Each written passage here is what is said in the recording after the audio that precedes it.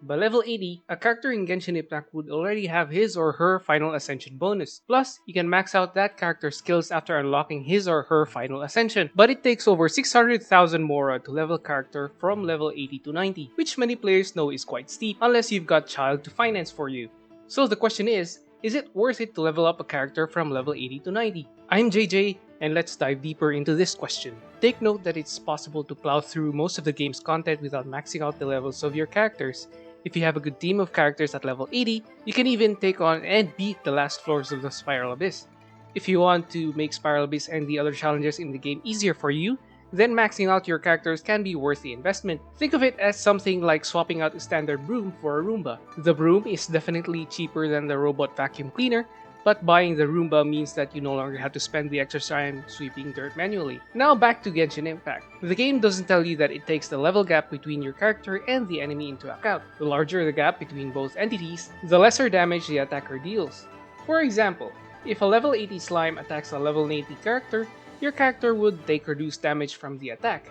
If both your character and the slime are at the same level, then the reduction in damage would decrease and you'd receive more damage. But the idea can also go both ways. In other words, if your character is at level 80 and you're attacking a level 100 enemy, you deal less damage to your opponent than when you're using a level 90 character. To demonstrate this, here are a couple of clips of my Hutao at level 80 and at level 90 destroying the Cryo Regisfine. First, here's the level 80 damage showcase.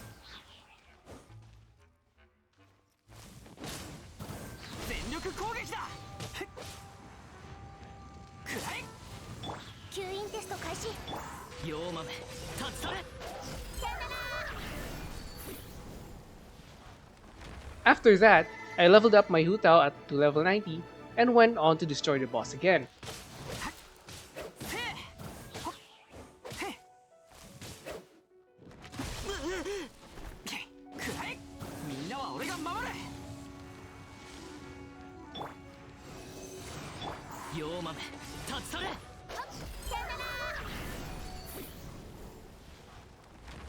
As you can see from the two clips, my level 80 Hutao first dealt 209,469 damage to the level 93 Cryo Regisfine. At level 90, my Hutao dealt 222,922 damage, which is roughly 6% higher than the damage she dealt when she was still at level 80. I would also like to mention that I didn't change any artifact on any of my characters during the change in level, and I didn't alter any of their talent levels. Now, according to Genshin Impact Wiki, the game calculates damage by using the following formula. Incoming damage equals outgoing damage times defense multiplier times resistance multiplier. Without completely going to every detail on that formula, I'd like to focus on the defense multiplier because solving that requires the use of another formula, which is this. Let's say your level 80 character is dealing an outgoing damage of 1000 and you're trying to kill a level 90 slime, which according to Genshin Wiki, has a 10% resistance multiplier. If so, we first calculate the defense multiplier of that combat data, which, by using the defense multiplier formula, grants us with a value of 0.48. We use that number in the incoming damage equation to get a final incoming damage value of 48. Of course, there's still other values to consider like the character's attack value and elemental damage bonus and whatnot, but discussing all of those will take longer. Moving forward, if you're attacking the same level 90 slime, but this time you're using a level 90 character, you're going to get a defense multiplier of 0.5. Put that number in that incoming damage equation and you'll get a final value of 50. Yes, the damage increase might seem insignificant, but always remember that Genshin Impact calculates damage increase through percentages.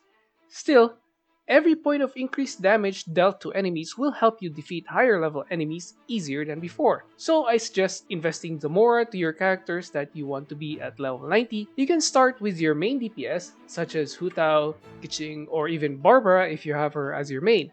That way, you won't be overwhelmed by the significant amount of Mora you have to spend when leveling your characters to their maximum potentials. Hopefully this guide helped you in deciding to level characters to level 90. I'd also like to mention that creating and editing these videos is done by none other than me, so I might have made some errors along the way. With that said, I hope you continue playing Genshin Impact, and as always, I'm JJ, and I'll see you on the next one.